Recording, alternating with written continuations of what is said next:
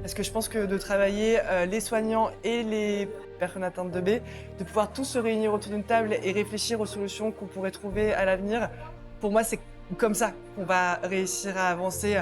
Je crois que ce qui, pour le moment, me marque le plus, c'est la combativité des patients. Est-ce que tu pourrais te présenter, s'il te plaît, Pauline? Alors moi, je suis Pauline Bataille, je suis un des nouveaux médecins du centre de référence de l'hôpital Saint-Louis. Je suis dermatologue de formation et j'ai intégré le centre de référence des géno et dermatos à Saint-Louis depuis un peu plus d'un an, c'est-à-dire depuis novembre 2023. Quel est ton parcours professionnel? J'ai fait un internat de médecine à Paris. Après, j'ai choisi la spécialité dermatologie et après, j'ai fait mes 8 stages, c'est des stages de 6 mois en dermatologie. J'ai passé 3 ans à Necker en tant que chef de clinique et depuis novembre 2023, j'ai intégré l'équipe de Saint-Louis avec le docteur Bourra et tout le reste de l'équipe du centre de référence de Saint-Louis. D'accord. Oui, donc en fait, tu m'as fait une amorce pour la question d'après, c'est comment tu as connu l'épidermolyse bulleuse et finalement tu l'as connu à Necker, peut-être même avant? Exactement. À la base, quand j'ai voulu faire médecine, c'était très jeune. Je disais depuis que je suis toute petite que je voulais faire de la pédiatrie, ce qui, avec le temps, a passé. Mais quand j'ai pris dermatologie à Paris, j'ai choisi ces stages en me disant pour le souvenir, pour voir un peu ce que ça donne de travailler quand même avec des enfants. Et ça m'a plu, ça m'a beaucoup plu. Donc j'ai choisi de continuer dans cette voie-là et d'être chef de clinique à Necker. Et c'est à Necker où j'ai découvert les épidermolyses bulleuses et ce qui m'a donné par la suite envie d'intégrer le centre de référence des génodermatoses où on prend en charge les épidermolyses bulleuses à Saint-Louis. C'est marrant parce qu'à chaque fois, tu fais un pas vers la question d'après. Parce que ma prochaine question, c'est qu'est-ce qui t'a donné envie de devenir dermatologue de cette maladie? Ça n'a pas été si simple que ça parce que je me souviens quand je suis arrivée à Necker et que j'ai pris en charge les premiers patients avec des épidermolyses bulleuses, je me suis tout d'abord sentie assez démunie face à la maladie. Je me posais beaucoup de questions sur qu'est-ce que je pouvais apporter aux patients en tant que médecin et comment les prendre en charge au quotidien. Puis finalement, en fait, je pense que je me suis prise un peu au jeu de comment prendre en charge, comment essayer d'aider et comment on pouvait réfléchir sur la prise en charge médicale, mais aussi tout ce qui va avec la maladie chronique. Il n'y a pas que le traitement dans les maladies chroniques, parce qu'il n'y a pas de traitement curatif, mais il y a des traitements symptomatiques. Et en fait, de rentrer dans ce processus, de se dire qu'on pouvait améliorer cette prise en charge et qu'il y avait des choses encore à comprendre sur cette maladie et en comprenant mieux la maladie, pouvoir mieux aider les patients, c'est quelque chose qui m'a beaucoup intéressée. Oui, je comprends.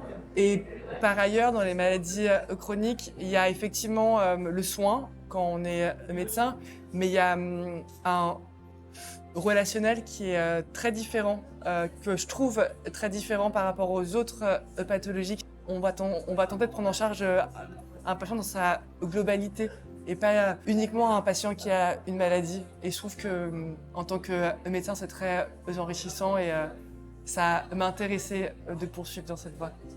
D'accord. Et du coup, comment ça se passe le suivi finalement au quotidien d'un patient atteint de B? Ça dépend de chaque patient. Alors, il y a des choses quand même à Saint-Louis qui sont assez bien organisées. Tous les mardis, il y a des hôpitaux de jour et tous les mercredis, on consulte. Donc, tous les patients qui nécessitent un hôpital de jour, donc venir le matin à l'hôpital et repartir le soir, viennent les mardis et les mercredis, ils viennent en consultation pour le reste des patients qui n'ont pas forcément besoin de venir toute la journée à l'hôpital. Donc en termes de traitement symptomatique, dès qu'il y a un symptôme à traiter, ça on propose de le traiter et ça il y a des organisations, un réseau très bien formé à Saint-Louis. On s'adapte à chaque patient pour cette prise en charge-là. D'accord. Quelles sont les difficultés que tu peux rencontrer au quotidien avec cette maladie? Le fait de, comme je l'ai dit auparavant, de sentir parfois démuni face à la maladie, à l'absence de traitement curatif, c'est ce que j'ai pu ressentir les premières fois que j'ai vu des épidermolyses bulleuses. J'ai dépassé ça en me disant que je suis persuadée qu'il y a plein de choses à faire pour la prise en charge de ces patients. Mais de temps en temps, quand même, en tant que médecin, on peut se sentir un peu démuni du fait de cette absence de traitement curatif face aux patients avec des épidermolyses bulleuses. D'accord. Est-ce que tu pourrais nous parler d'un patient ou d'un moment qui concerne l'épidermolyse bulleuse qui t'aurait marqué au sein de ta carrière? Je crois que pour le moment, me marque le plus, c'est la combativité des patients. C'est la façon dont certains patients vont dépasser les difficultés de la maladie et quand même s'intégrer dans un quotidien pour avancer. Je pense à une patiente qu'on suit à Saint-Louis qui suit ses études, qui va à la fac et qui pourtant se lève tous les matins à 6 h du matin pour faire ses soins. Beaucoup plus tôt que les autres étudiants avec qui elle est probablement en cours, mais elle se lève beaucoup plus tôt le matin, elle fait ses soins, elle va en cours et le soir, elle a une gastrostomie, donc elle branche sa gastrostomie tous les soirs. Donc en fait, elle dort beaucoup moins longtemps que probablement les autres étudiants et elle arrive quand même à suivre les cours, à rester dans ce combat pour continuer sa vie et faire ce qu'elle a envie de faire plus tard et je trouve ça assez admirable. C'est impressionnant, ouais. Ouais, c'est impressionnant. Déjà qu'une journée standard pour quelqu'un de non malade, ça peut être dur.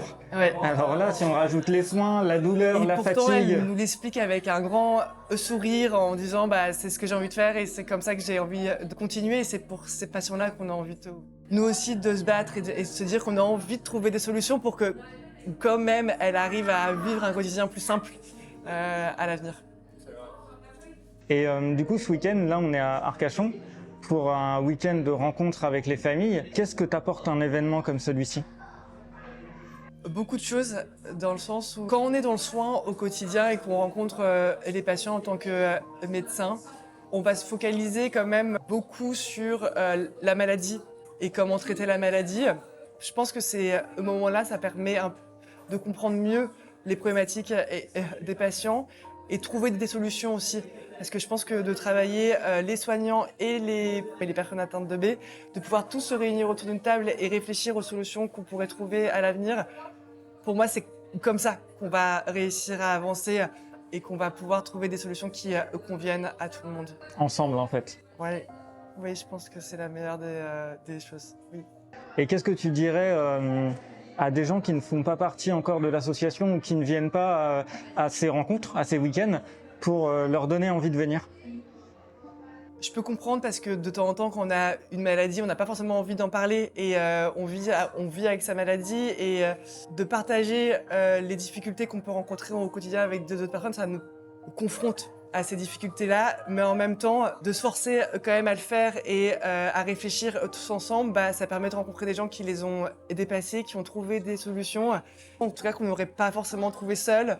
Je pense que c'est important.